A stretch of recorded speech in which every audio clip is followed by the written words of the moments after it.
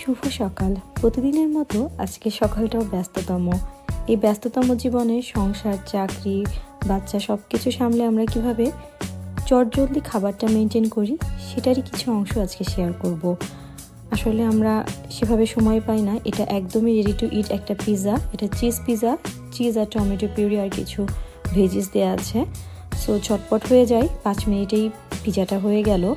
আসলে সকাল সকাল উঠে নিজের খাবার রেডি করা, বাচ্চাকে খাওয়ানো, বাচ্চার পুরো সারাদিনের খাবার রেডি করে দেওয়া, ডে কেয়ারে বাচ্চাকে রেডি করে দেয়, এত কিছু সময় আসলে হয় না। সাথে আমি 2টা হ্যাশ ব্রাউনও করে নিব। এটাও চটজলদি একদম 5-7 মিনিটের মধ্যেই হয়ে যায়। আবার নিজেও রেডি হয়ে বেরিয়ে পড়তে হবে। আবার নিজের লাঞ্চটাও কিন্তু সাথে প্যাক করে নিতে হয়। সো অনেক কাজ। সকালে ওঠার সাথে সাথে অনেক কিছু কাজ থাকে। এই যে আমার ঝটপট নাস্তার একটা প্ল্যাটার, সাথে আমি কিছুটা চেরি নিয়ে নিয়েছি। এই চেরিগুলো দেখতে কিন্তু আমার ছোট ছোট চ্যাপ্টা আপেলের মতো লাগে। চেরি শেপটা আসলে অনেক সুন্দর।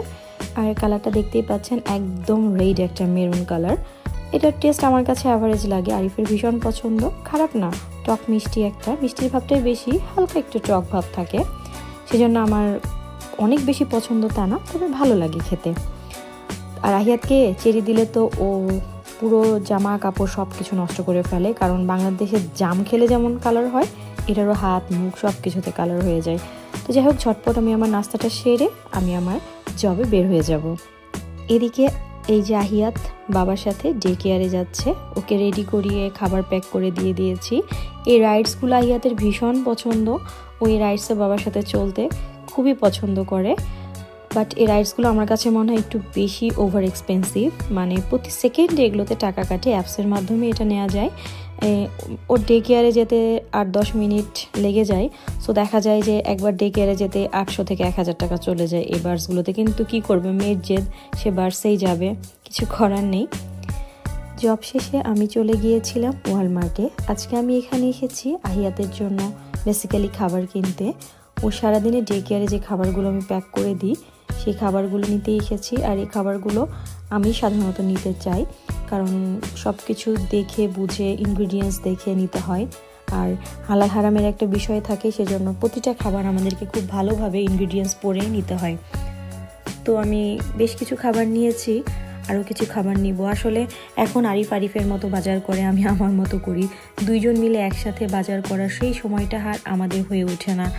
সো প্রতিদিনই দেখা যায় যে যার মতো করি। এতে আমি বেশ কিছু খাবার নিয়েছি, আরও কিছু নিব, তারপরে বাসায় চলে যাব। আমার পেমেন্ট করা শেষ। ব্যাগটা অনেক ভারী হয়ে গিয়েছে। এখান থেকে আমাকে বাস স্টপেজে যেতে হবে, আর সেটা বেশ খানিকটাই দূরে। আমি এখন বাস স্টপেজে বসে আছি। আর এই যে বসে আছি না বাসের জন্য 10 মিনিট, এটাই মনে হয় আমার জীবনের অবসর। মাঝে মধ্যে ভাবি, এই ব্যস্ততা শেষ কোথায়? আদৌ কি আছে ব্যস্ততার কোনো শেষ, নাকি দিন দিন আরও নতুন রেসপন্সিবিলিটি ঘাড়ে এসে পড়বে? যাই হোক, অনেক ক্লান্ত, এখন বাসায় যেতে হবে। তো আজকে একটা মজার ঘটনা ঘটেছে। আমি ঠিক এই জায়গাটাতে বসে আছি, আমার বাস থামার কথা সামনে, কিন্তু এই যে ভদ্রমহিলা দেখছেন, বয়স তার অনেক হবে, 50 ঊর্ধ্ব। সে আমাকে পাশে এসে বলল যে, are you waiting for bus 4? The Lewis farm is stand behind you.